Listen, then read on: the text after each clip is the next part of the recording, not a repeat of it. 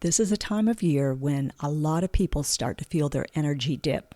Shorter days, darker evenings, and our motivation starts to wane a bit. You're not alone if you felt more tired, snacky, or less consistent lately. Our brains and bodies really do respond to the change in light. But what if this month was more about what keeps you steady and well instead of pushing through? Welcome to episode 145, Nurturing November, Maintaining Well-Being in the Darker Seasons. At the beginning or the end of a month, I like to reflect and look back on what that month was like. I look at areas like my physical, emotional, mental, social, spiritual, environmental, and vocational, and I might be missing one, those areas of my life, and do that as a mental or even a written audit. So at the end of October, I asked myself, what do I want November to look like? What do I want it to feel like? What do I want more of? And what do I want less of? And who do I need to be in order to create that kind of November? I also asked, what have I been saying I've been wanting to do for a while, but I haven't done it? I ask that because I know those are the accumulative energy drains. Like, I want to do this, but I can't. And often we may say it's because of someone else. But is it? That's a time to reflect and say, what is it that's stopping me from making that happen? Who do I need to become in order to be someone who does do that? What do I need to help support me in order to be able to do that? That's part of our empowerment so that we're not leading a frustrated and resentful life. As I'm saying this, what's flitting through your mind? If you're not driving or doing something that it would be unsafe to do so, take a moment and either add it to your notes or write it down. What came to mind? Because that's probably something you've been saying or wanting for a while. So I always say, don't ignore those little voices within, those thoughts that come when you're in an environment like this. You're in a podcast, you chose to press play on this to learn, to grow, to evolve, to empower yourself. Now, I had a long list, so I had to choose. I chose 3 to 4 as my top ones. If I get those done, I'll move on to the others. But I don't want to do it just as a check mark, like did it. I mean, there's a few things you can do, but the really important things, I want to feel a certain way as I go through them. And that doesn't mean it has to be all wonderful and rainbows and daisies. It means that I want to feel accomplished. I want to feel present. I want to feel focused. I want to feel connected. I want to feel inspired. That's why I'm calling this month Nurturing November, a time to care for ourselves. And for me, it's also my environment in a way that feels nurturing and not just pushing through, in a way that truly sustains us. I started by taking a break from the podcast last week.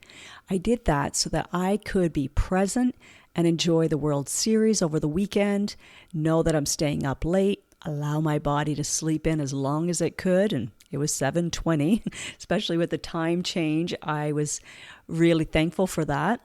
But I wanted to be able to move into things that are exciting for me as well. I've got something I'm working on in my business, and I want it to feel good. I want to stay inspired by it and not be in that push energy. You may notice this month that I'll be posting a little less, or who knows, maybe I'll be posting a little bit more, all inspired.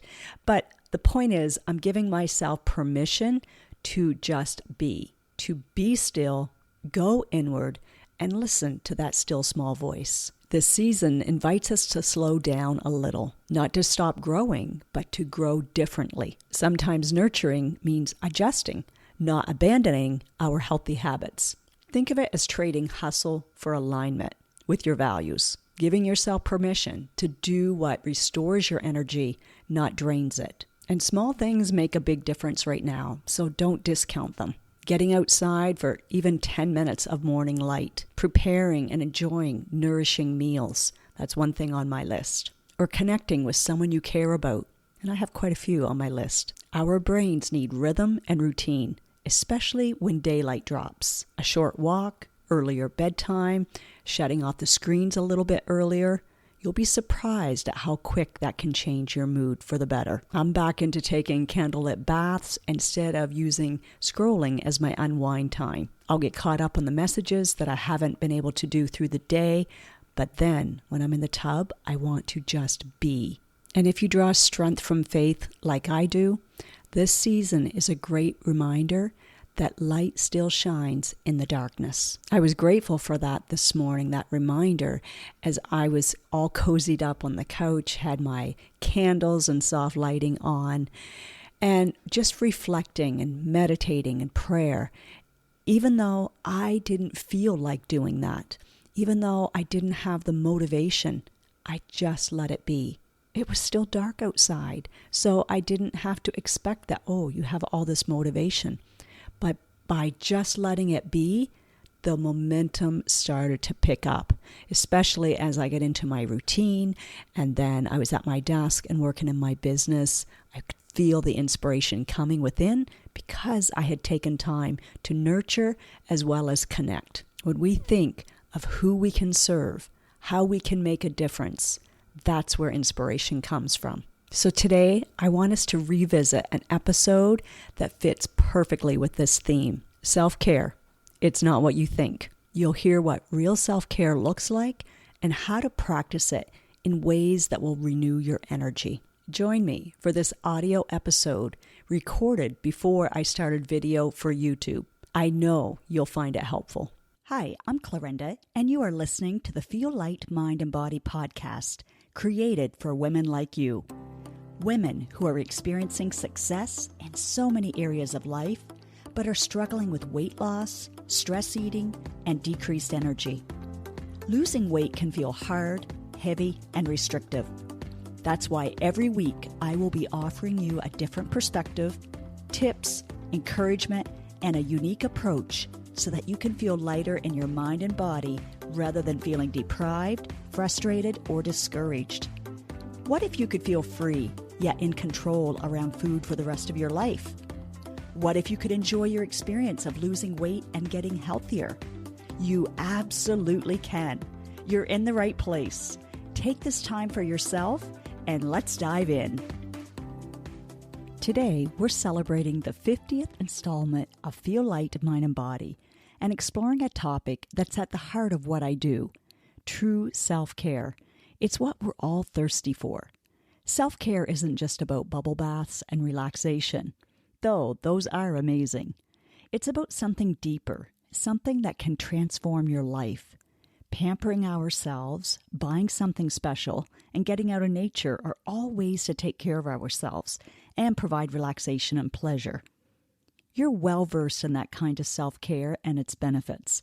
So today, I want to encourage you to think of forms of self-care that benefit you now and in the long term. Let's take a closer look. The inner conversation. Do you ever listen to that inner dialogue? You know, the voice in your head that can be your biggest cheerleader or your harshest critic. What's its tone? Yes, even the voice in your head has a tone. If you're like most of us, you've probably given more airtime to the inner critic. It's time to shift the balance. True self-care begins with tuning in to that dialogue. It's about understanding how you talk to yourself without judgment. Just like you would listen to a friend or family member, you deserve to give yourself space and time to compassionately become aware of what you're thinking and how you're feeling. Once you become aware of your thoughts, feelings, and inner dialogue, you can practice, or I can teach you the skill set and how to be proactive with them. You don't have to continue talking to yourself in a judgmental way. Honest, yes, but kind. We weren't taught this skill in school, but it's crucial. Self-criticism can erode self-confidence and self-esteem, and it's a vicious cycle. Acknowledging your inner world. Before you rush to replace negative thoughts with positive ones in order to feel better, pause.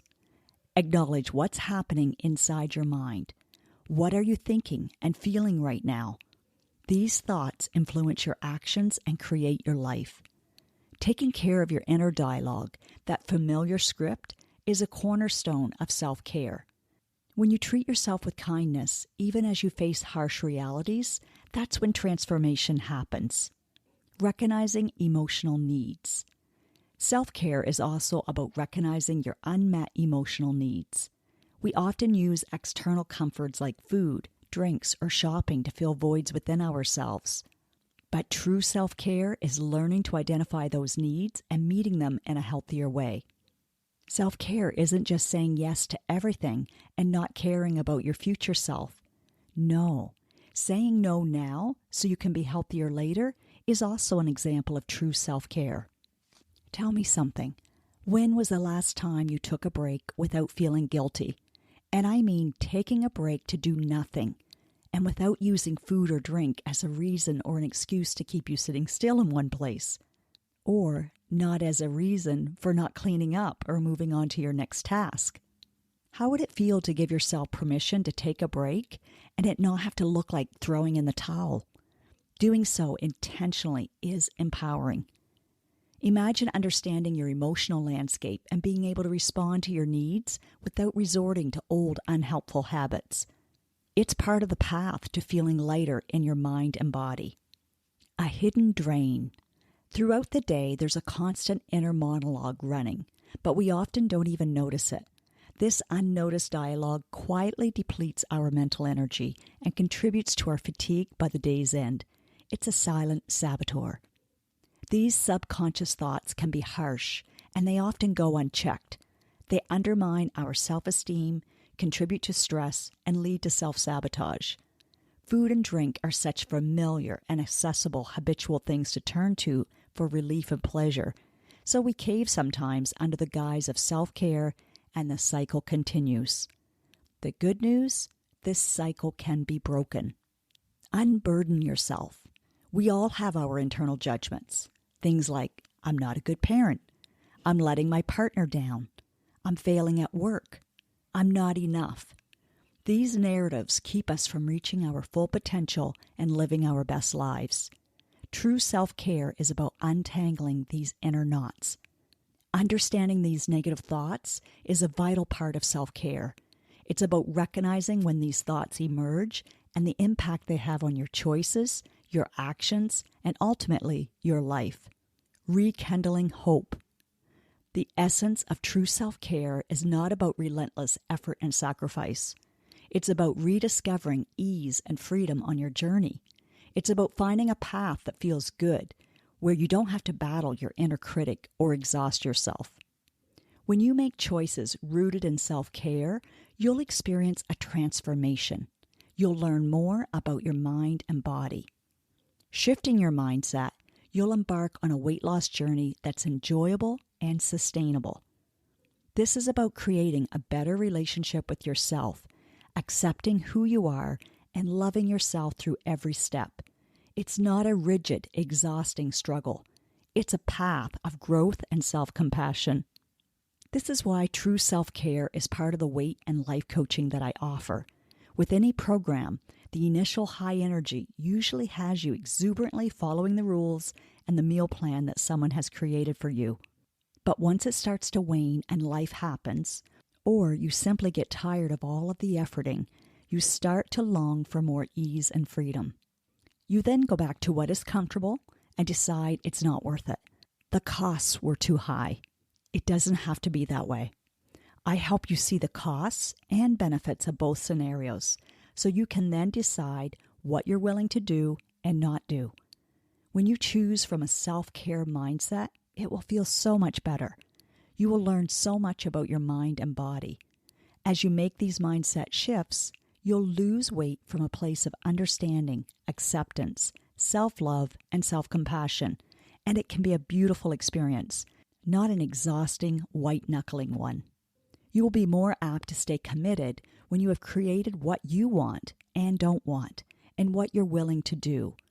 From this empowered promise to yourself that is achievable and sustainable, you'll stay the course.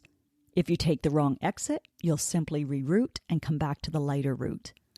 Practice, coaching support, effective tools, and simple tactics will make reaching your goal more enjoyable, and you'll love integrating your new identity into your everyday life. You don't have to be a recluse to lose weight. Having a healthier and happier identity is simply one decision away. What is your missing piece? Are you wanting more peace of mind and food freedom? If so, join me on this path. After recording this episode, I'm off to celebrate my mom's 84th birthday, complete with decadent chocolate cake. I'll enjoy a small slice of it, enough to enjoy the taste, but not too much that I feel awful an hour or so later. I'm making this choice intentionally, and I like my reasons, so there's no need to feel guilty afterwards, or think I might as well eat what I can now since I'm already eating off my plan. Nope. That can be part of your plan occasionally, and you don't have to live feeling deprived, only empowered. This is a part of self-care I want you to experience as well, while working towards your goals. So if you haven't already tried my free mini course, 5 Steps So Your Clothes Feel Looser, it's a fantastic motivational boost and can offer clarity on your goals. If you've already completed it but find yourself struggling, consider booking a free 20-minute session with me. You have nothing to lose, but a whole lot to gain. Food freedom, a lighter heart, mind, and body. I will add the links for both options in this episode's description. This week, I encourage you to embrace true self-care. Begin the journey of kindness, awareness, and making choices rooted in love for yourself. Your path to a lighter, healthier you starts with a single step, and I'm here to support you. Now, do yourself the biggest favor. From love, take at least one action step from what you learned today. Knowledge without application won't give you the results that you desire. Let me know on Instagram, Facebook, LinkedIn, wherever, what you are choosing to do and when. And yes, please leave a podcast review wherever you are listening to this. When people read your words and can see themselves in them, then you are contributing to women empowering other women, and that feels amazing. You just might change or save a life today.